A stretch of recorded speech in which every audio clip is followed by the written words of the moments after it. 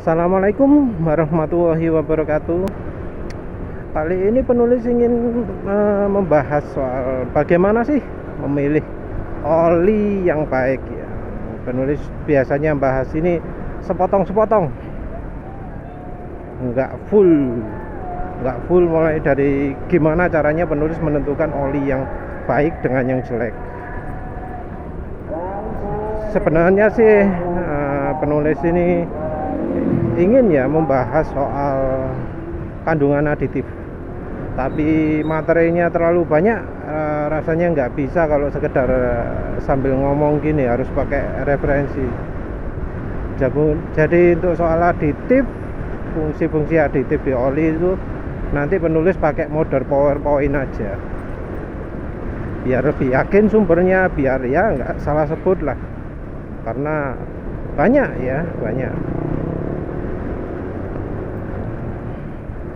rumit juga. Jadi penulis ini termasuk orang yang sering-sering ganti oli. Kalau dulu benar-benar niat cari yang oli yang bagus, kalau akhir-akhir ini cari oli murah yang bagus. Awalnya sih kalau dulu ya iseng-iseng aja ya, cari yang baik saat itu. Nemunya Valvoline ya, nyari yang suaranya bisa halus, bisa lama, olinya termasuk normal, nggak usah ditambahi aneh-aneh.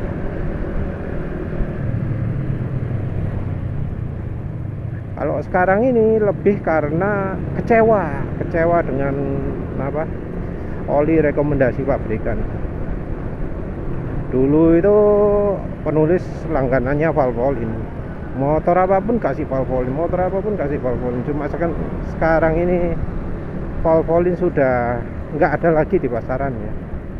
Beli online tapi ongkos kirimnya mahal, ya rugi lah.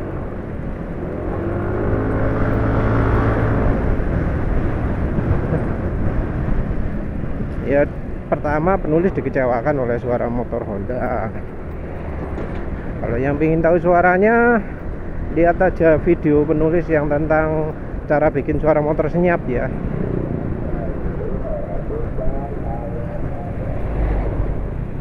Buat motor jadi hening. Nah, itu penulis sertakan juga saat motor Honda Beat penulis itu suaranya lidik. Wah, itu nggak nyaman. Jadi perjalanan itu bikin tersiksa waktu dulu punya Honda Beat itu. Selain suara mesinnya kayak gitu, getaran mesin ya kayak gitu itu. Tangan bikin gemeng, baru terasa manusiawi setelah ganti suspensi, setelah pasang bandul setang, terus ganti olinya dengan oli yang kualitasnya sesuai standar. Sekarang sih secara keseluruhan itu oli buatan Jepang itu salah. Oli buatan lokal yang mereknya Jepang, atau ya mungkin sama aja ya, nggak ada bedanya. Oli mereknya Idemitsu yang dijual oleh AHM atau Federal Oil yang bukan Federal Oil, Nippon Oil yang dijual oleh Yamaha, terus SGU entah apa itu, mungkin Idemitsu juga, nggak tahu sih ya. Yang jelas sih yang merek Jepang itu jelek-jelek. Olinya Kawasaki itu bukan oli merek Jepang, tapi oli total yang buatan Singapura.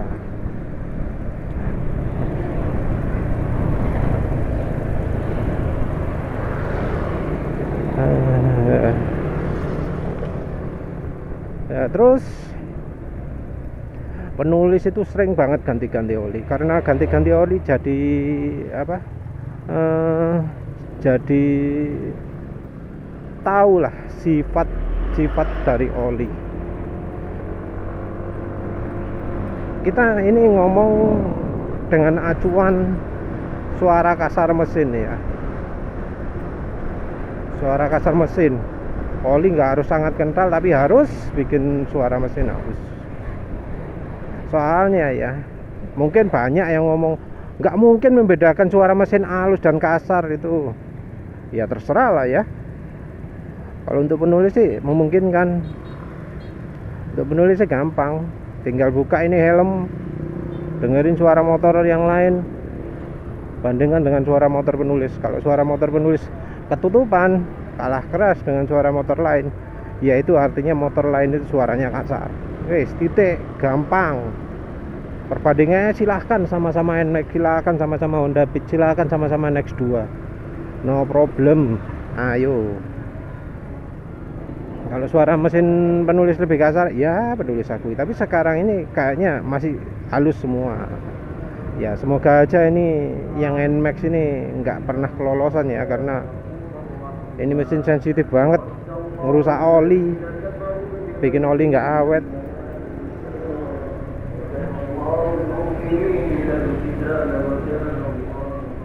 Ya terserah mau orang lain apa, nggak bisa menilai oli dari suara kasar mesin, kalau dari penulis bisa.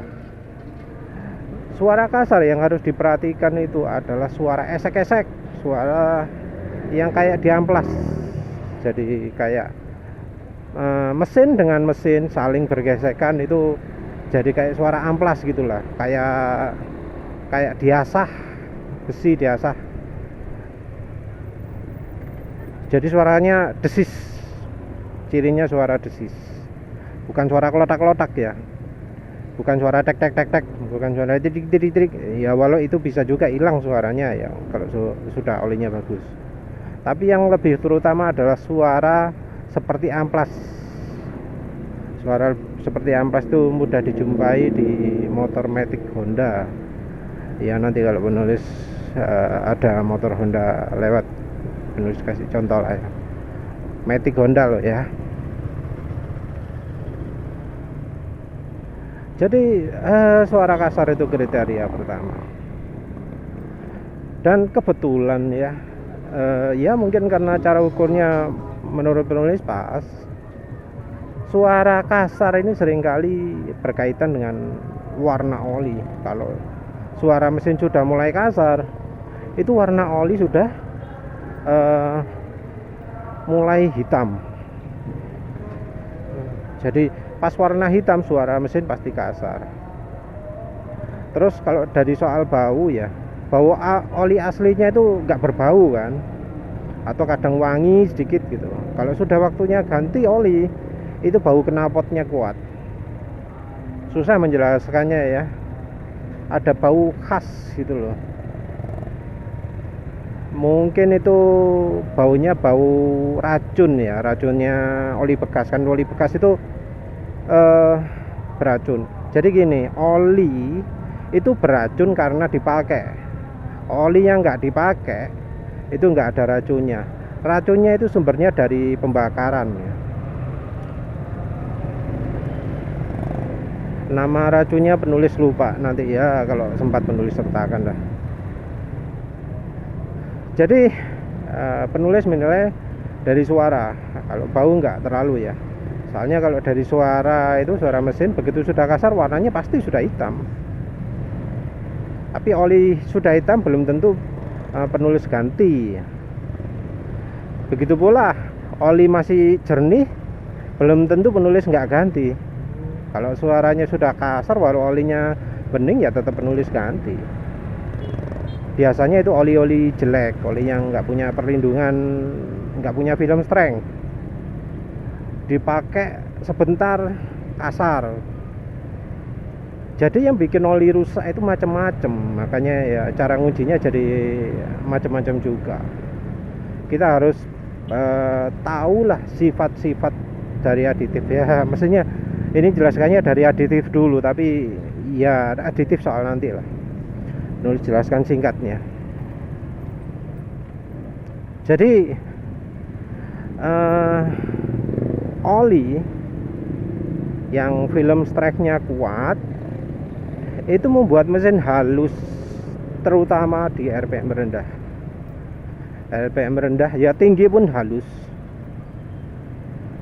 Yang jelas kalau film strength-nya oli kuat, itu bunyi sama sekali hilang, karena logam, nggak pernah punya kesempatan untuk bergesekan dengan logam lain. Itu saking bagusnya film strength cairan olinya. Jadi film strength ini istilahnya macam-macam, bisa mengacu ke banyak hal. Kalau di produk oli itu mengacu ke film strength olinya. Kalau di produk aditif anti aus itu biasanya mengacu ke film strength lapisan anti ausnya.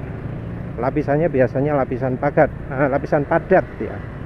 Dia terbentuk pada dinding logam, pada permukaan logam, pada permukaan komponen terutama yang bergesekan. Nah, yang penulis maksud di sini adalah film strength dari olinya, dari cairannya, bukan dari aditifnya.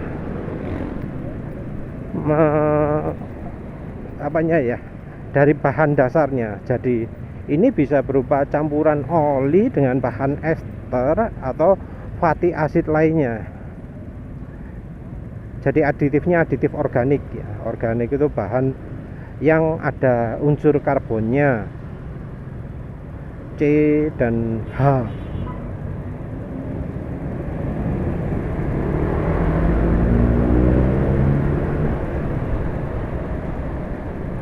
Nah, kalau film strength-nya kuat, itu gesekan yang suara sak itu minim sekali. Contohnya nggak fair kalau Honda yang lama ya. Ini ada NMAX baru, suaranya kasar nggak sih? Tes.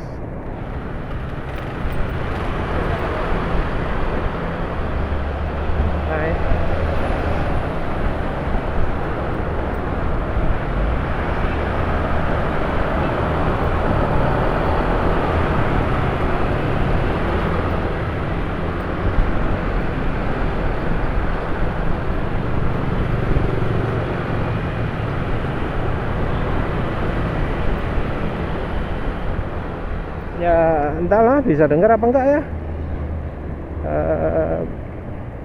Perhatikan ya suara sak-saknya itu, desisnya, suara amplasnya itu ada hubungan dengan throttle. Jadi waktu throttle-nya lemah, suaranya lemah. Waktu throttle-nya keras, suaranya keras. Nah, ini perhatikan ya, bedakan dengan suara yang dari CVT. Kalau dari CVT itu bergantung pada kecepatan mesin, kecepatan motor. Kalau motornya motor pakai rantai kan nggak ada CVT. Jadi semuanya sumbernya dari mesin. Gesekan semua sumbernya dari mesin. Nah, kalau motor dengan CVT, sumber suara itu bisa dari CVT-nya, bisa dari mesinnya. Membedakannya ya dari kecepatan motor. Kalau sumbernya dari CVT, suaranya itu kalau kecepatan 40 ya suaranya konstan kecepatan 40, maka suaranya ya konstan, nggak berubah. Jadi digas kecepatannya 40, nggak makin tinggi, nggak makin cepat suaranya. Dilepas gasnya kecepatan tetap 40, nggak berubah suaranya.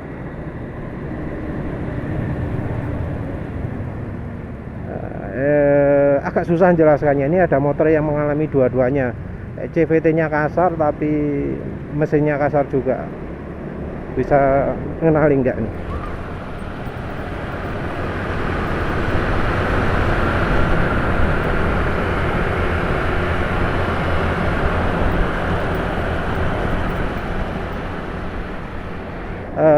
Mungkin susah ya. Pokoknya habis kayak gitulah. Itu tadi ada yang dari mesin, ada yang dari CVT. Yang dari CVT kita abaikan karena itu pelumasnya pakai pelumas stempet ya, gemuk gitu. Kalau stempet sama gemuk wis susah penulis sementara untuk nggak bahas itu, karena ya kita jarang-jarang lah ada kesempatan untuk itu. Kalau mau sip ya, mau sip, gemuk itu dicampur dengan margarin. Margarin itu ada stearik asidnya. Stearik asid itu enak banget, jadi aditifnya stempet cocok gitu. Untuk rasio nggak tahu, tapi ada yang nyoba 50%. Wah, puas sekali. Katanya apa? Kaki-kaki yang asalnya bunyi krekot-krekot jadi hilang sama sekali setelah pakai stempet yang dicampuri margarin 50%. Stempetnya dia pakai Delta Loop. Stempel Delta Loop itu kalau yang nggak tahu itu iklannya gede-gedean itu. Ini orang ini sebelumnya Mas apa? Lupa Mas, maaf ya. Itu olinya sebelumnya pakai Delta Loop juga yang 1 liter 400.000. Sekarang pakai 100% minyak goreng. Ya nggak tahu lah. Penulis sendiri nggak rekomendasi 100% minyak goreng. Kalau misalnya pingin bagus ya 50% aja, tapi olinya ya oli bagus. Nah, oli bagus itu salah satu cirinya yaitu suara hening, sama sekali nggak ada gesekan. Itu dari sifat bahan olinya. Terus kita itu bisa juga mengetahui sifat dari kandungan aditif viscosity index improver. Jadi viscosity index improver itulah adalah aditif yang membuat oli itu enggak terlalu encer pada suhu rendah, enggak terlalu kebalik ya. Viscosity index improver itu membuat oli tidak terlalu kental di suhu rendah dan tidak terlalu encer di suhu tinggi. Nah, ini aditif ini sering dipakai terutama di oli-oli yang multigrade. Multigrade itu oli yang kekentalannya nggak cuma satu. Jadi oli kekentalannya satu itu kan misalnya SAE 40, SAE 50 itu single grade. Kalau yang multigrade itu ya SAE 10W50, 10W30, 5W30, 5W50 dan seterusnya. Nah, aditif viscosity index improver ini merupakan aditif yang lemah, yang paling nggak tahan lah. Biasanya viscosity index itu naik dengan ditambahi sekitar 15%, 15-20 atau berapa gitu ya. Pokoknya viscosity index improver itu banyak dipakai di oli, nggak tahan. Jadi viscosity index improver ini nggak tahan sama yang namanya kocokan-kocokan. Dia itu fungsinya berdasarkan panas, tapi kalau kena kocokan-kocokan, kalau kocokannya ekstrim di RPM tinggi, maka oli ini bisa asalnya itu bikin oli kental jadi nggak kental lagi. Asalnya untuk mencegah oli terlalu encer, jadinya nggak mampu lagi, olinya malah jadi encer. Nah, mengetahui sifat mengetahui bagus tidaknya viscosity index improver pada suatu pelumas adalah dengan pakai kendaraannya di RPM tinggi. Kalau motor matic ya terpaksa dipakai gaspol ya, dipakai kecepatan tinggi, pakai top speed. Kalau misalnya NMAX dipakai kecepatan 110, 120. Ini VVA-nya mati, mungkin ya nggak bisa lah, terpaksa di kecepatan 110 anggap aja, dipanteng selama misalnya 1 menit. Penulis sendiri nggak pernah ngalami gitu, tapi ya kira-kira kayak gitulah. Kalau motornya motor Honda Beat, motor Suzuki NX2, motor Mio yang 25 atau 150 cc, itu pekerjaan yang enteng ya, karena ya top speed kan paling cuma 100. Jalan itu masih bisa memungkinkan dilalui dengan kecepatan itu, masih cukup, masih bisa cari yang aman lah. Nah, itu ujinya pakai cara gitu. Lebih afdol lagi kalau nyobanya siang hari bolong, jam 1 atau jam 2 atau hampir jam 3, di saat cuaca itu panas-panasnya. Nah, saat panas itu jadi benar-benar menguji oli. Ya tapi tentu sesuaikan juga dengan pemakaiannya ya. Kalau selama pemakaian keluarnya cuma malam hari tok, cuma keluar jam 1 malam, jam 2 malam, pagi-pagi tiduran, ya terserah lah. Ya nggak perlu kan ngetes siang-siang.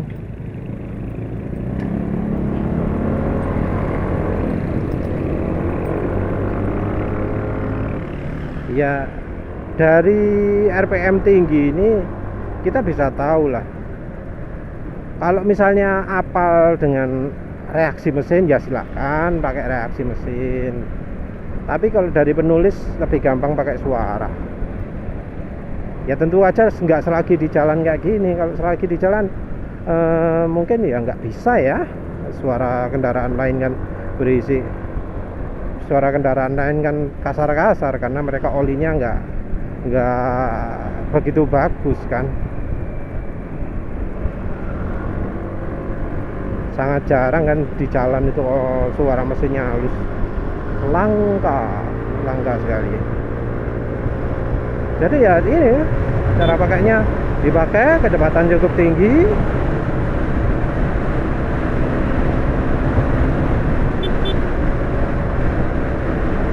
ya wes gitu. Terus nanti setelah dipakai gini kecepatan tinggi ini, dilihat waktu sudah sampai rumah atau di mana gitu, dilihat apa suara mesin jadi berubah lebih kasar atau enggak.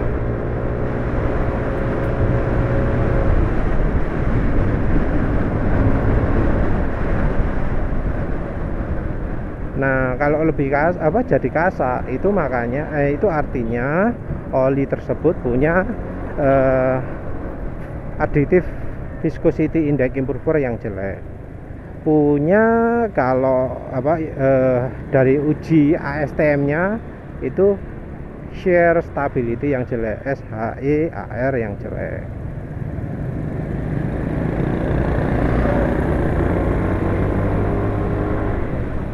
Nah, ini kemudian jadi pengukuran juga ya.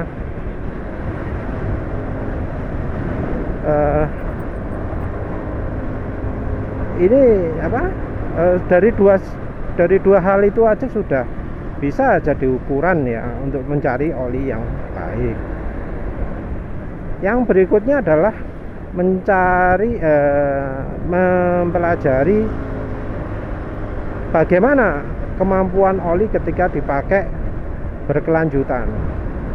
Ini mencari dari kemampuan oli untuk tetap stabil kekentalannya tidak berubah ketika dipakai harian. Ini agak susah. Motor harus dipakai setiap hari minim 20 km ya kecepatannya kalau bisa sempat 100 km per jam lah kalau bisa ya. Kalau enggak gitu ya masa ujinya jadi jauh lebih panjang. Jadi misalnya ya, kalau misalnya kita pakai gaspol tiap hari itu umur oli cuma jadi 1 bulan. Kalau misalnya kita nggak pernah lebih dari 60 ya mungkin bisa sampai 4 bulan 5 bulan umur oli ya, karena nggak ada ujinya. Dari uji ketahanan harian ini kita selidiki apakah oli tersebut dalam waktu harian ini dari hari ke hari itu kekentalannya tetap atau enggak. Kalau makin encer itu bahan olinya yang jelek. Jadi biasanya bahan oli kualitas rendah, belum tentu grup 1 ya, tapi kualitas rendah. Kualitas rendah itu ya sulit ya, karena biasanya belum tentu hubungannya dengan kategori ya, belum tentu dengan kategori.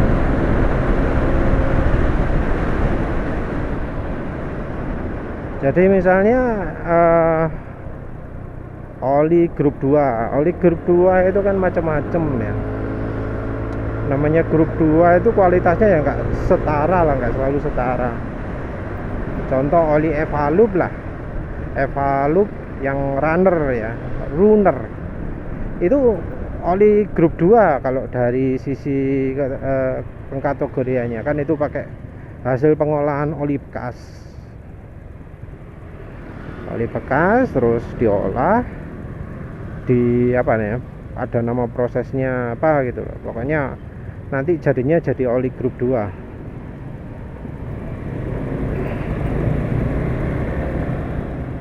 Nah, itu biasanya cepat rusak yang runner. Bukan karena apa, tapi mungkin karena kurang aditif tertentu ya. Jadi nggak awet. Soalnya kalau yang selain yang runner, selain yang termurah itu cukup awet juga oli Evalup itu. Yang penulis temui jelek juga dari uji hari ke hari itu adalah oli extend. Nah, oli extend itu kemampuannya pertama bagus, kuental sekali terasanya ke mesin itu, berat lah sampai mesin itu mau mati. Tapi hari kedua jadi lebih encer, hari ketiga lebih encer, hari keempat lebih encer. Nah itu kalau sudah lebih encer itu maka kemampuan olinya jelek ya. Jadi kita cari oli yang dari hari ke hari itu lebih lebih stabil, lebih konsisten kekentalannya. Biasanya ada cirinya. Bisa dari kategori oli juga. Jadi oli yang bahannya dari grup 1 itu relatif kekentalannya lebih cepat berkurang. Tapi ini tetap bergantung dari pabriknya loh ya. Soalnya namanya aditif bisa membantu kestabilan oli tersebut. Soalnya kadang ada yang ngomong oli ngaku sintetik. Tapi umurnya bisa kalah sama oli mineral. Nah, kayak gitu itu yang harus kita selidiki. Kita jangan terlalu terpaku. Oh, kalau hari pertama itu memang agak berat. Tapi setelah itu jadi enak, jadi enteng. Cuma beberapa hari pertama tok berat. Itu ciri oli yang kestabilan kekentalannya itu jelek. Jadi kalau dari standarnya penulis oli itu termasuk oli jelek.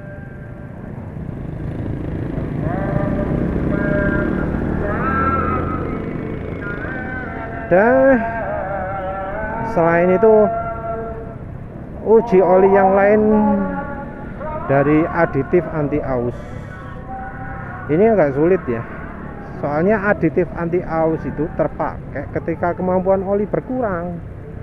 Ini repotnya.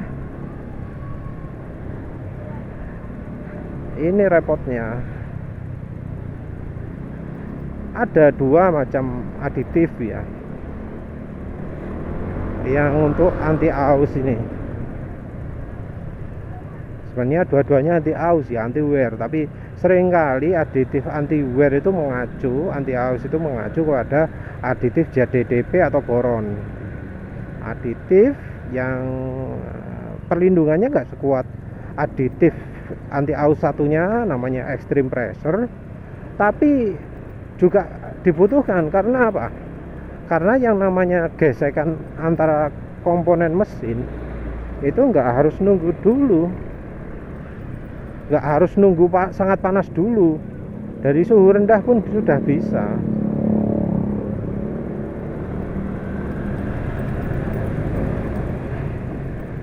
Ini tahunya kalau bahan olinya sudah nggak bagus. Tapi kan ini artinya kita nyarinya dari oli-oli yang nggak bikin mesin senyap, repot jadinya. Repot.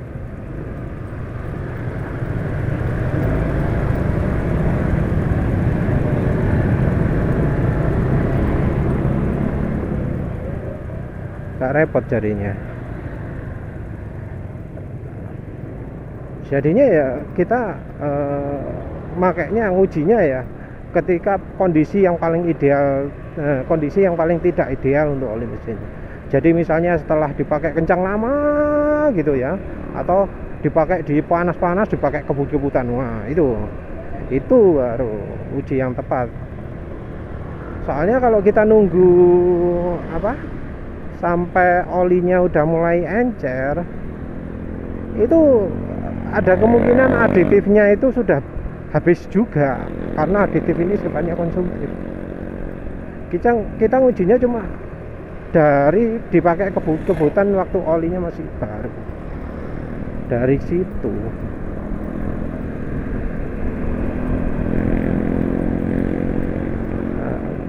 Biasanya ya oli yang kalau di TV atau didemokan gitu ya, olinya itu hebat ya, pakai alat uji gesek gitu ya, ada alat nekan lengan gitu, nekan lengan dengan ayun, terus dikasih logamnya digesekkan satu sama lain. Nah, itu kayak kelihatan oli itu keren ya. Oli itu bisa ausnya sedikit. Jadi kalau tanpa oli itu, oli biasa misalnya, mereka seringnya bandingkannya dengan oli terkenal. Itu biasanya aditif oli entah apa namanya, atau oli yang spesialis gesek gitu katanya.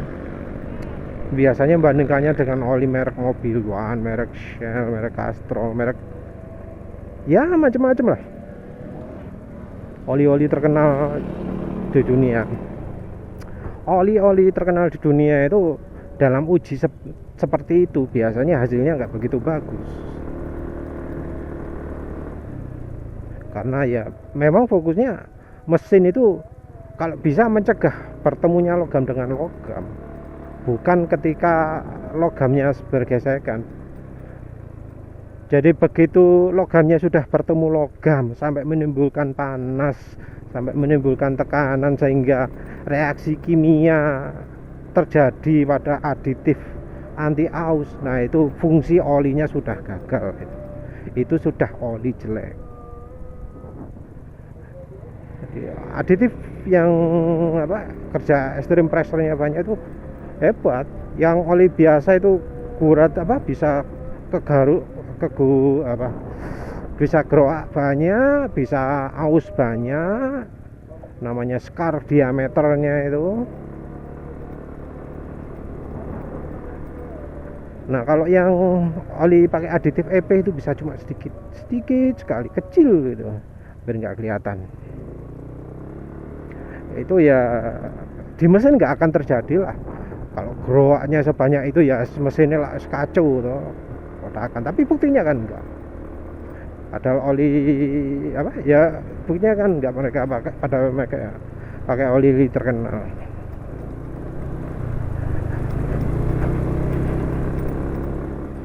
Kelemahannya oli yang pakai aditif EP banyak itu adalah yaitu umur olinya. Karena shear stabilitasnya olinya jelek, terus kemampuan lain untuk tahan terhadap pengurangan kekentalan dari hari ke hari juga jelek. Jadi umur oli gitu biasanya umurnya pendek